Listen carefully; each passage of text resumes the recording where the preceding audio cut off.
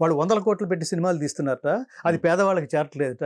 మనవాడు మధ్యలో ఒకడు దాన్ని దొంగతనం చేసి ఐ బొమ్మ అది ఐ బొమ్మ రవి ఏ బొమ్మ అయితే ఏంటది, అది అది అది అది తప్పుడు బొమ్మ కదా అది. అది దొంగతనంగా ఇంకోటి చేరుస్తున్నారట. పైరసీ ఎంత తప్పండి అది. పైరసీ అంటే దొంగతనం అని అర్థం. దానికి ఏమి ధర్మము అని పెట్టలేదు కదా దానికి. ఇప్పుడు అతను రాబిన్హుడ్ లాగా చెప్పేస్తున్నారు అంటే అన్నారు అంటే మీ స్థాయి ఏదని అర్థం. మీరు హీరో అన్నారంటే వాడు హీరో అయిపోడు, నీ స్థాయి ఏదని అర్థం. నీకు ఏం మాట్లాడాలో తెలియక హీరో అంటున్నావు. హీరో అనే పదానికి అర్థం తెలుసా? ధర్మాచరణమే నిష్టగా కలవాడిని హీరో అందాం.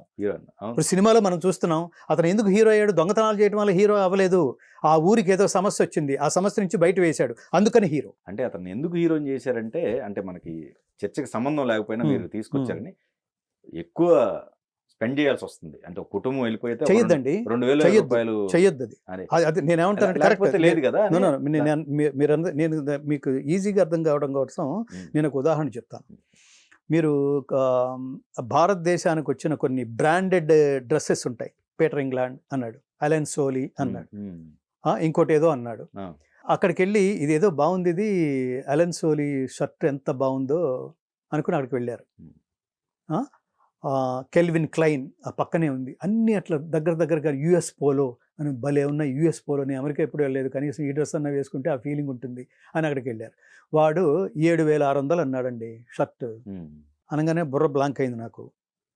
అని అంటే థ్యాంక్ యూ అని వచ్చేస్తానా, లేకపోతే అక్కడే నిలబడి ఒక లక్ష్యం ఒకటి మొదలు పెట్టుకుని 7,600 షర్ట్, ఆఫ్టర్ ఆల్ షర్ట్, చిరిగిపోయే షర్ట్, 4 సార్లు వేసుకుంటే అదేమంటే కలర్ పోయే షర్ట్, దీన్ని అసలు పేదవాడు ఎలా పొందగలడు? దీన్ని అర్జెంటుగా దీన్ని నేను పేదవాడికి చేర్చాలి అని చెప్పి మొత్తం అసలు చాలా ప్లాన్ వేశాను.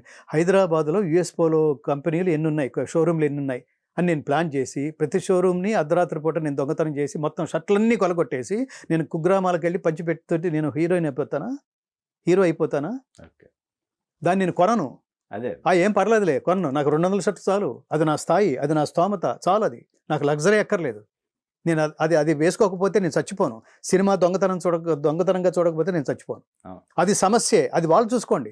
లేకపోతే బయటకు వచ్చి శాంతియుతంగా మేము ఇది పొందాలనుకుంటున్నాం కానీ పొందే స్థితిలో లేము, కానీ దాన్ని ఇది చేయండి, అది రైట్ మార్గం. కానీ ఒకడెవడో దొంగతనం చేసి ప్రజలకు అందించే ప్రయత్నం చేస్తున్నాడంటే, వాడిని హీరోలాగా చూస్తున్నాడంటే, తద్వారా సమాజానికి ఏమి ఇవ్వాలండి? ఎవరిని అవమానించినట్టు?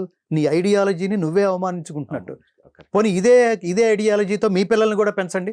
రేపు భవిష్యత్తులో ఎవడు తయారు చేసినా కూడా, నాన్న మనం కూడా అంత